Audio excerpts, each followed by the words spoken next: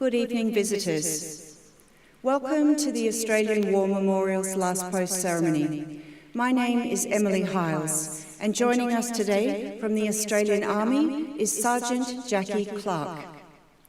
This evening, we warmly welcome Wing Commander Michael Garside, Air Force Association, ACT. We welcome the veterans who have served, those that are still serving, and the families that love and support them.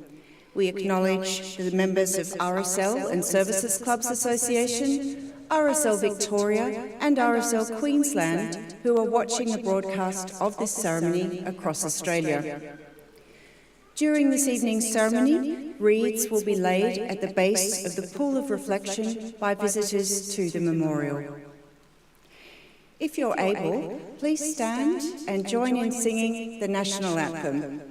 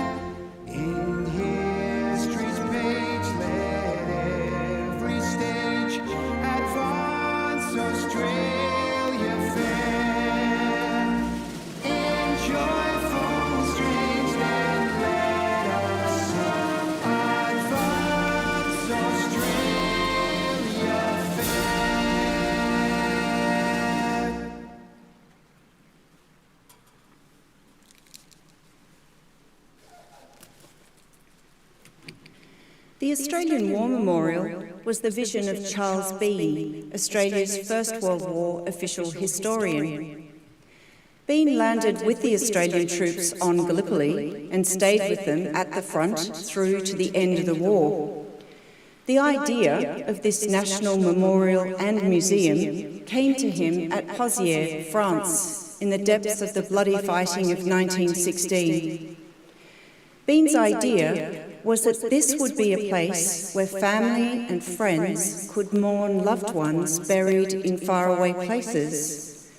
It would also be a place that could help all Australians understand what these men and women had endured and what they had done for us.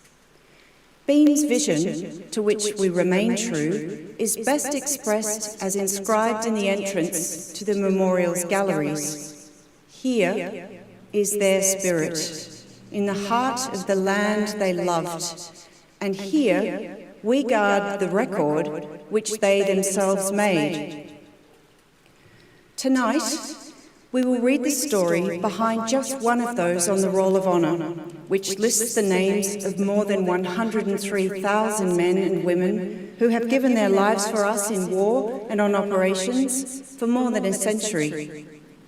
But first, we present a lament, Flowers of the Forest. Wreaths and floral tributes will now be laid at the base of the pool of reflection.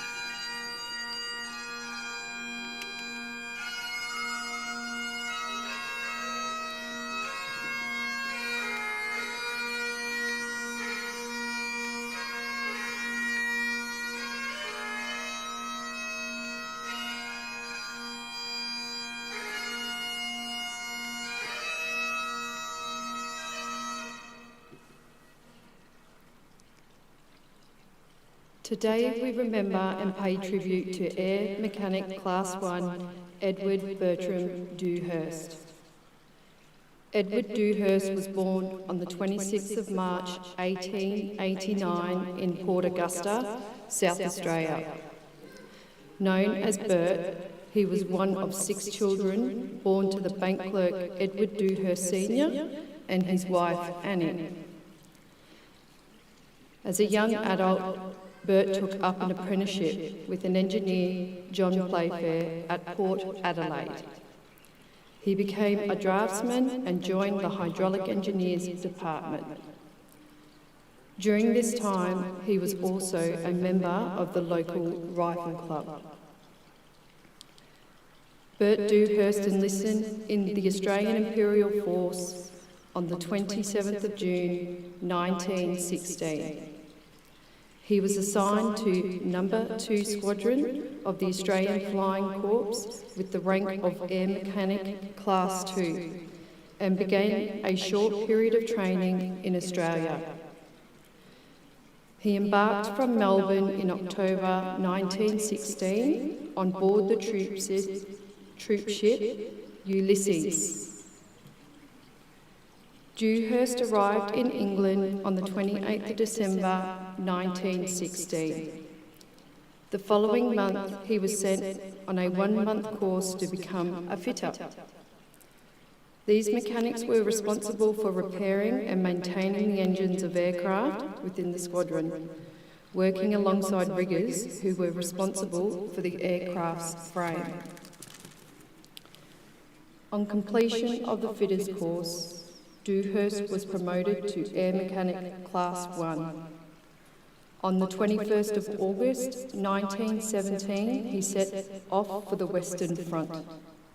Accompanying a pilot from the observer's seat, he travelled by air, arriving in France that afternoon. After less than a month at the front, Dewhirst became ill and was sent to hospital for treatment and recovery. He remained at the 39th General Hospital at Havre for over a month, rejoining his unit in November at the aerodrome near Bazou. In December, Dewhirst's squadron was re-equipped with more modern SE-5A aircraft, but operations were briefly halted by unsuitable weather. In March the following year, the aerodrome was operating near the French town of Bayeux. As the German army launched a major offensive, No. 2 Squadron was forced to swiftly move its aerodrome as the front lines changed. Dewhirst was one of the group of men who had been left behind to clear up the remains of the aerodrome on the 23rd of March, as the advance party proceeded to the new location. As they worked, their position was heavily shelled by German batteries.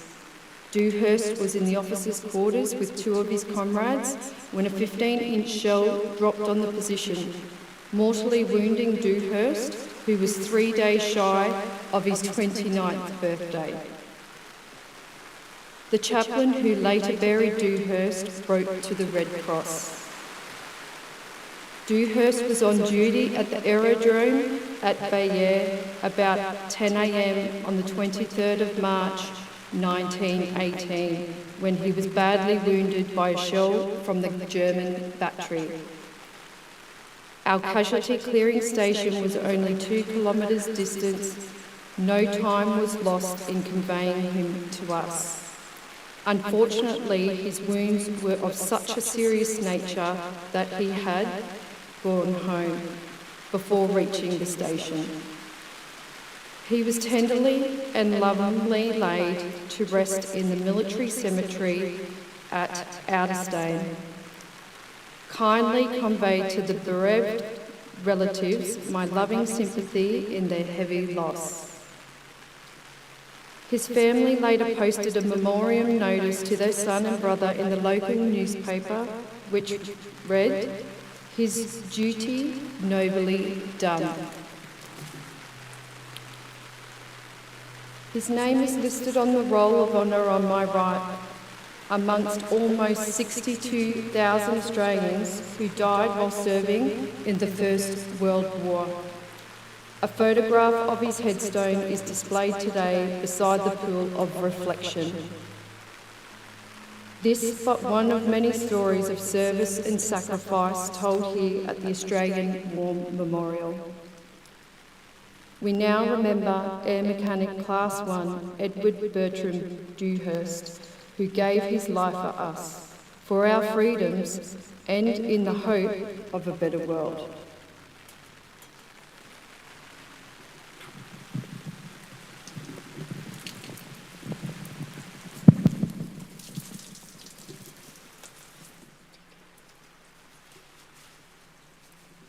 Please stand for the reading of the Ode and the sounding of the last post.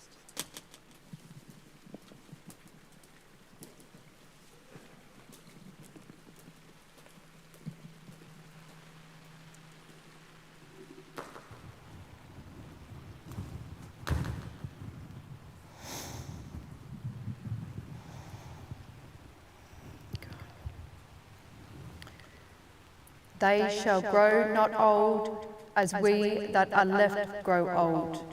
Age shall not weary them, nor the years condemn.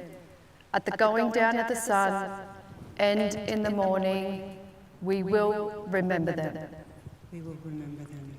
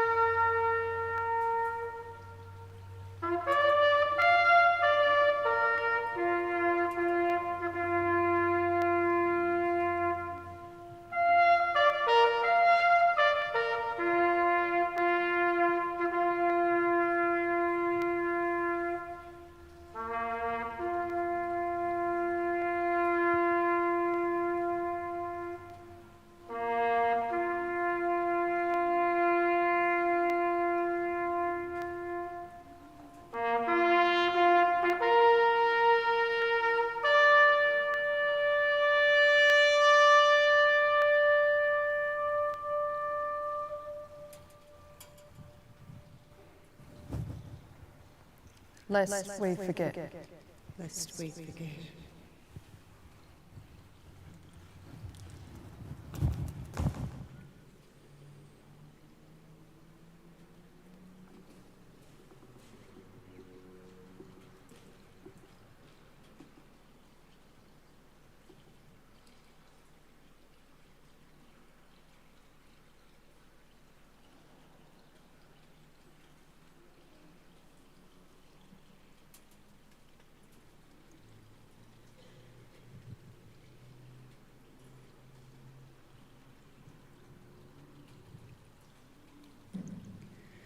We leave you this evening with the words of the memorial's founder, Charles Bean. Many a man lying out there at Pozières or in the low scrub at Gallipoli, with his poor, tired senses barely working through the fever of his brain, has thought in his last moments, well, it's over. But in Australia, they will be proud of this. Ladies and gentlemen, that concludes the last post ceremony. On behalf of our director and staff, we thank you for visiting the Australian War Memorial today and for your continued support of the Memorial's development project. We wish you all a very pleasant evening.